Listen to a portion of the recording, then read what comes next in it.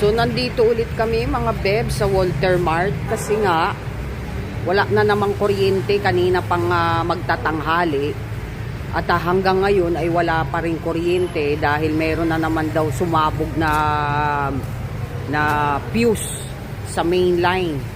So hindi na naman ako makapagluto dahil pag walang ilaw wala na namang kuryente. Pag wala namang kuryente wala namang tubig.